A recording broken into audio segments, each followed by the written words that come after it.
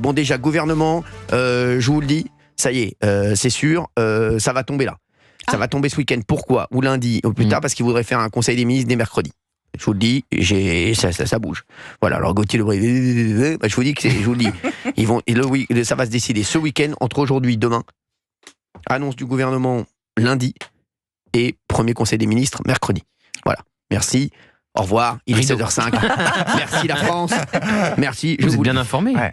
Vous avez vu du beau monde? J'ai vu personne. Je vous dis pas, j'ai vu personne, mais les infos me remontent. Ça remonte fort. Hein. Ça remonte fort. Bah, vous allez voir. Si vous allez savoir remonter fort, vous allez prendre du Malox. Vous allez voir pour les remontées gastriques. Vous allez voir, Gauthier Lebret. Non, vous avez des infos sur les ministères, et puis on va le faire ensemble, parce que vous, je sais que vous avez des bonnes infos, non pas comme Géraldine Maillet sur C8.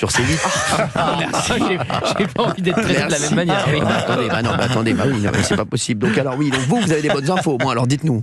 Là, on fait le casting ministériel tout de suite maintenant. On fera Mbappé direct. Mais là, c'est juste rapide. Là, comme ça, j'aimerais que les auditeurs, j'aimerais qu'on leur fasse un petit kiff. Voilà, merci. Il n'y a aucun doute sur le fait que la place Beauvau, donc le ministère de l'Intérieur, va atterrir dans le giron des Républicains. Le casting, bon, on sait qu'il y a eu une petite concurrence entre Laurent Wauquiez et Bruno Retailleau, et que si je devais parier, je dirais que Bruno Retailleau l'emportera au finish, parce que Matignon et l'Élysée préféreront Bruno Retailleau à Laurent Wauquiez. Laurent Wauquiez, on sait sa relation avec Michel Barnier, pas toujours facile en raison de la région Auvergne-Rhône-Alpes.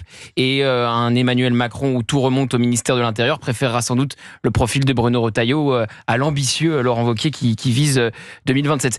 Le suspense, c'est pour celui qui est actuellement dans le fauteuil du ministère de l'Intérieur, c'est-à-dire pour Gérald Darmanin.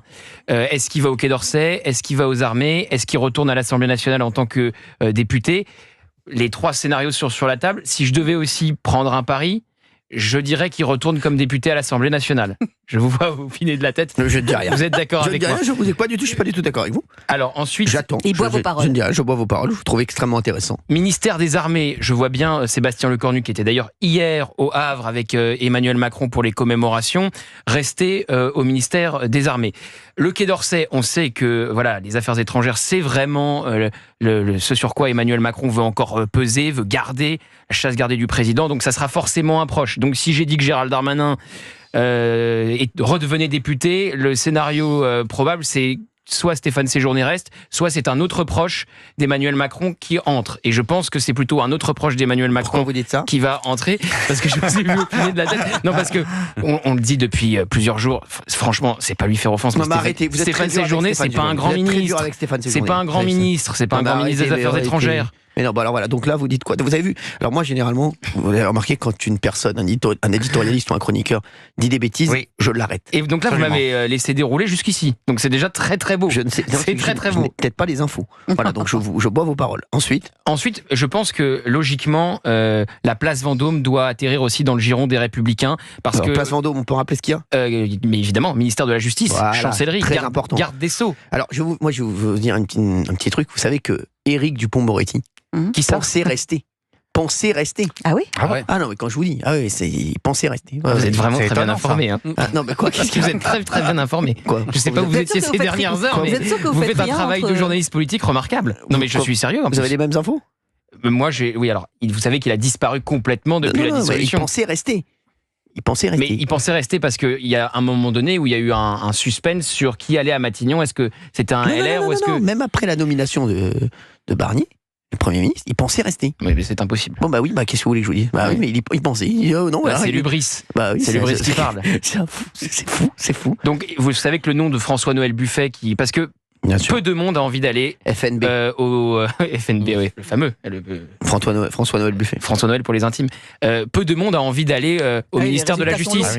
Oui. C'est des réformes au temps long, c'est très compliqué, c'est toute une administration, c'est des syndicats de magistrats qui sont vraiment pas faciles, c'est un peu comme les syndicats d'enseignants. Donc, quelqu'un qui est expert des dossiers de justice, qui n'y va sans aucune arrière-pensée, sans agenda personnel, quelqu'un qui toute sa vie a fait sa carrière dans la justice et qui maintenant préside la commission des lois du Sénat, ça a du sens. Ça a du sens d'avoir un profil comme François-Noël Buffet à la chancellerie. Vous avez parlé du porte-parole également?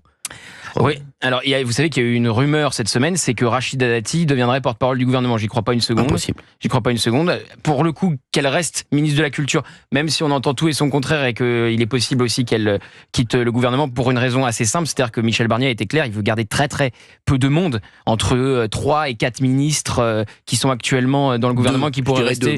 Vous direz Maximum. 2. Ouais, bah donc ça, voilà, ça va. Donc c'est 2. Pas du tout. Non, je pense que ça sera maximum 2.